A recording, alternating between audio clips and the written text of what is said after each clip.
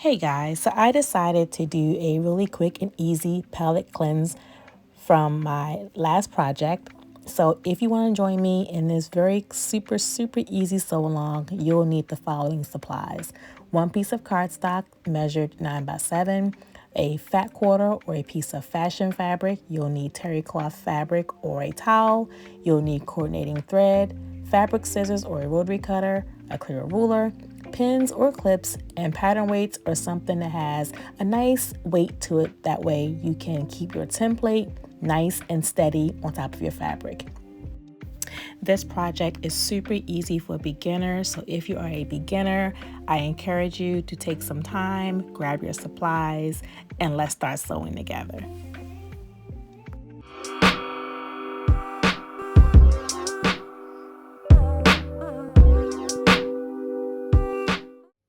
Okay, so for today's video, I decided to go ahead and work on a quick sew along on how to make a basic washcloth. This would be the perfect project for someone who just got a sewing machine, maybe for the holidays or maybe for Valentine's Day as a Valentine's gift perhaps, and you want to just jump right in and just do something a little fun or a little creative, but not have a lot of supplies ready to use right away.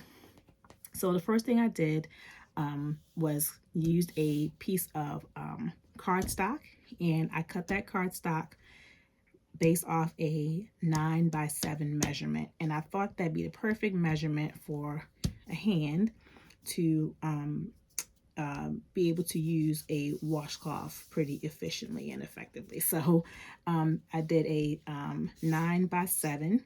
So go ahead and make sure you have your cardstock cut 9 by 7. And then I have a piece of fat quarter that I'm going to go and press a little bit, but I'm going to use this as my decorative or my fashion fabric for the one side of the washcloth. And then I also have, this was some scrap of some terry cloth that I purchased when I first started sewing, and I found it in my stash. So I'm going to later use this as well. If you do not have terry cloth specifically for this project, no worries.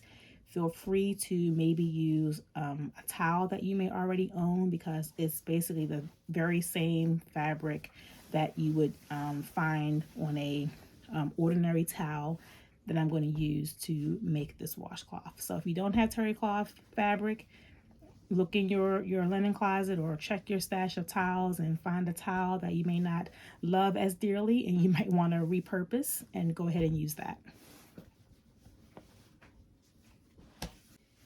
Okay, so I've gone ahead and pressed out my fashion or my decorative fabric, and I'm now going to turn this to the wrong side, and that template that I created for my washcloth, I'm going to place it here, and I'm going to simply place it as close to the edge as possible without putting it completely on the edge, because I want to maybe save this fabric quarter for something else.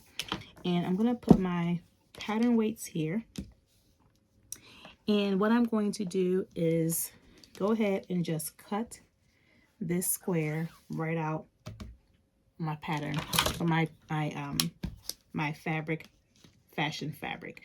I'm using my rotary cutters, but again, if you don't have rotary cutters and you just have a basic pair of scissors that you would use for your fabric only, not your all-purpose scissors, because your all-purpose scissors are going to be what you use for non-fabric, but you want to make sure you have a pair of scissors that you use strictly for fabric. That way you protect your scissors and they last a little bit longer.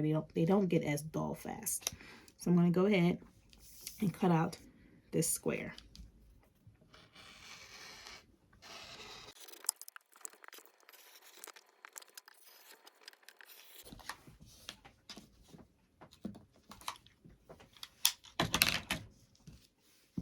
Okay, so once that's done, I'm going to put this to the side. I'm going to put my fabric quarter to the side as well. I might do a second one a little later, we'll see. But we'll put this to the side. And now we're going to pull out that terry cloth or that towel that you have that you're using, and you're going to go ahead and cut another square using your template with the exact same measurement. Okay, so you're going to have 2 pieces of fabric. And if you want, after you cut your template out, or you cut your fabric, should you want to go ahead and press your terry cloth, then you should go ahead and do so. Follow whatever instructions are given on your iron for ironing terry cloth, cotton. But you're going to go ahead and cut out your template.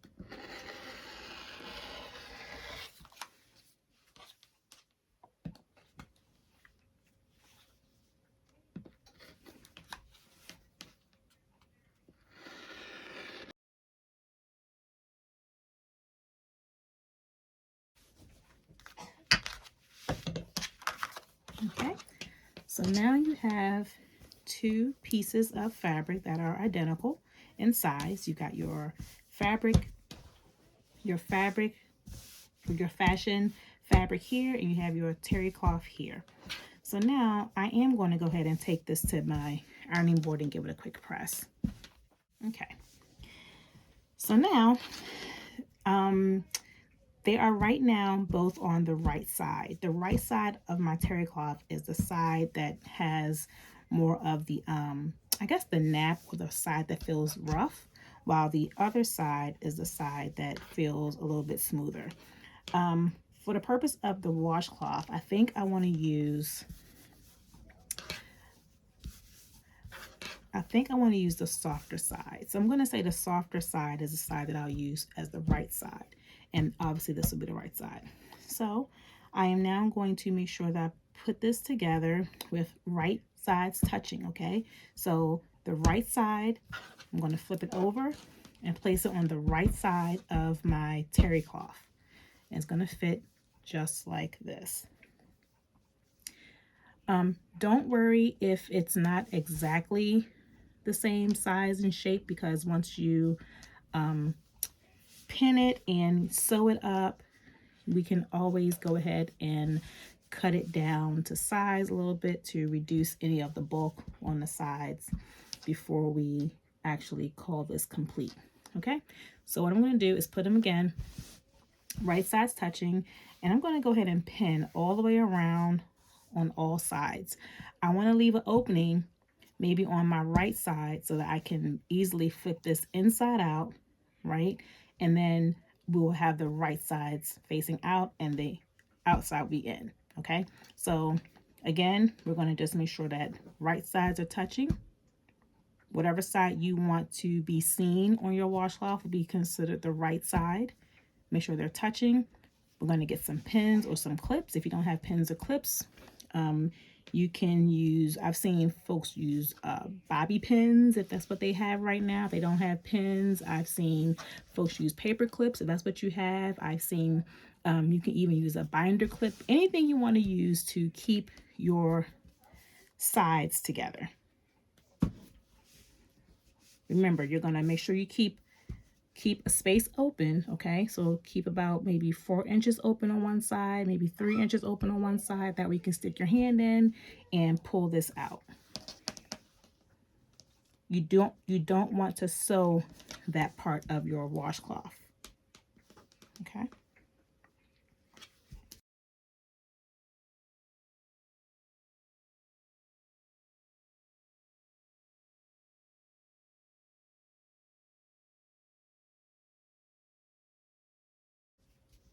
Okay, so all of my sides are now pinned. I left an opening here because I'm going to stick my hand in here to pull this out from the other side when I'm all done. I'm going to take this to my machine now, and I'm going to do a stitch around the edges, all the way around, pivot, all the way around, pivot. Pivot just means I'm going to turn my fabric so that the needle will begin to stitch towards me, okay? Lift your needle lever so that you can turn your fabric. You shift it and then put it back down, and you're going to continue stitching another straight line towards you or away from you. And again, I'm going to do that up to here, and I'm going to stop here, back stitch. Okay, always start with a back stitch when you begin your stitch line.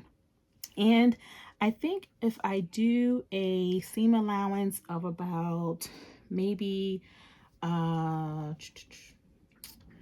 not 5/8, I think I'll do maybe a 1/2 inch seam allowance on here. So I'm going to take this over to my machine and do a 1/2 inch seam allowance. Okay, so this is what it looks like once I've done my sewing around the edges with a 1/2 inch seam allowance. I did my back stitch at the very beginning and end of that straight stitch line. Okay, now I'm going to go, I don't like having a lot of loose threads. I'm going to go ahead and trim these threads. And then I want you to clip the ends or the corners of each of your 4 points here. So just clip them on the end.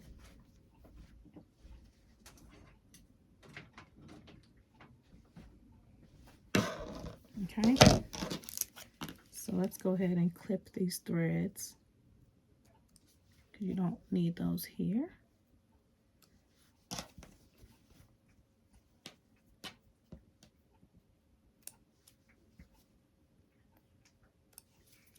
All right, and then I'm just going to take my fabric scissors, I'm going to clip the ends.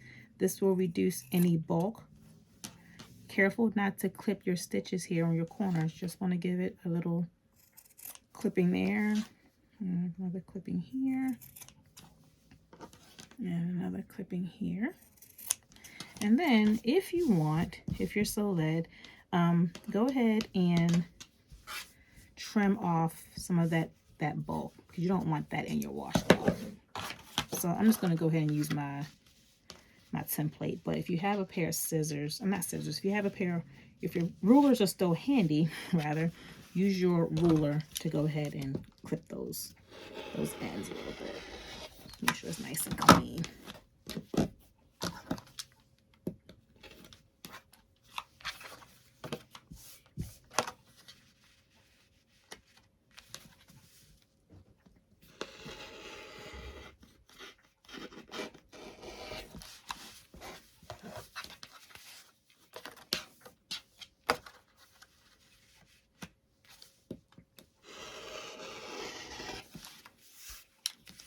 Okay.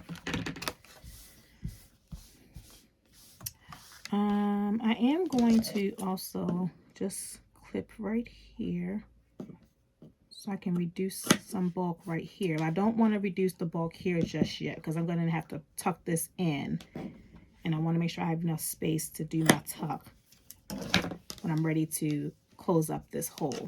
So what I did was right at the point where I did my last stitch here, where I did the back stitch, I went and took my scissors and just clipped it right here, clip, right here and right here, and then I'll know that I want to cut all of this off for the bulk.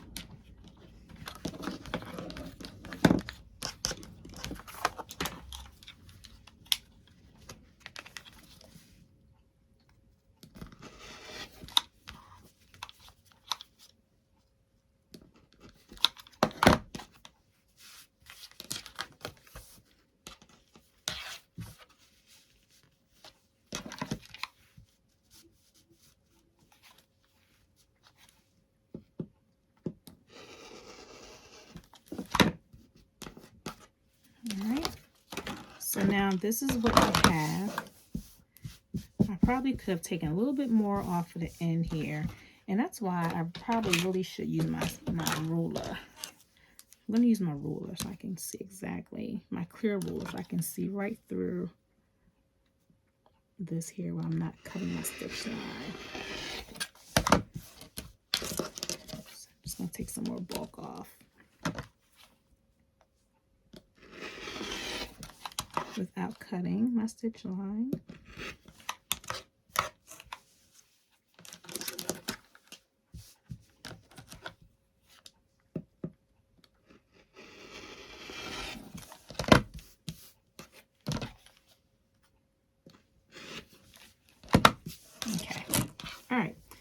So now this is what you have. Something that looks like this, right? You've got a little peak here because you're gonna turn this in a minute when you're ready to get to do your sewing to close up your opening. So now I'm going to take this and I'm going to simply turn this inside out. That's why it's important that you do your back stitch at the beginning and end, because you don't want to tear it. Don't want to tear your fabric as you're turning inside out. And I'm going to just poke it with my fingers a little bit. Just a little bit. And then if you have like a pair of chopsticks, or if you want to use the end of your scissors, maybe be careful not to poke a hole in your fabric. You can do that just to make sure those corners are nice and fluffed. Not fluffed, but nice and out. There are no, make sure your corners are completely poked out. Okay. All right, this is what you have so far. And remember, you still have that little peak here, which is okay. All right, so now I am going to take this to my sewing machine, not my sewing machine, my ironing board, and I am going to press this out because I want to make sure I can get this as flat as I possibly can, because I'm then going to go back and do a top stitch all the way around the edge here, okay? A top stitch, because that's going to keep all of my corners nice and, or my sides nice and flushed, that they don't roll. And I'm going to also at that point sew up this opening here. So first I'm going to take this to my ironing board and I'm going to go ahead and press this out. Make sure this is pressed nicely. And then we'll come back to the cutting table. Okay. All right. So I've gone ahead and I've done my pressing, done my ironing. I'm going to take a couple of clips. I'm going to clip right here where that opening is. That way, when I go and do my top stitch all the way around, I can be careful to pay attention to this space, because I want to make sure that this here is closed nice and neat. That way it doesn't have any chance of opening. Another reason why I thought it was great to leave that peak is because you don't take the risk of having your edge come out. And it just provides for a nice and clean stitching here on the end. So I'm going to go ahead and put my clip on and take this to my sewing machine, and I'm going to stitch all the way around. Maybe an edge stitch, or not, maybe not as close to the edge as an edge stitch, but just maybe a little, maybe about a thinking maybe in 1/8 of an inch away from the edge. Okay, so let's go ahead and do that now. All right, so here we go. I went ahead and I did 1/8 inch all the way around all my edges. Be careful when you do your stitching around your edges, because your machine may be a little hesitant because the corner here is a little bit bulky, but just try to guide your fabric through just a little bit. Don't force it through, but just give it a little bit of a nudge, and it will normally just catch and begin to do your stitch line. But that is typical when you're trying to work on a bulky part of a seam. So just be mindful of that. But I am going to go ahead and cut off these hanging threads, which we know we don't like. So we're going to cut there, and I'm going to cut here.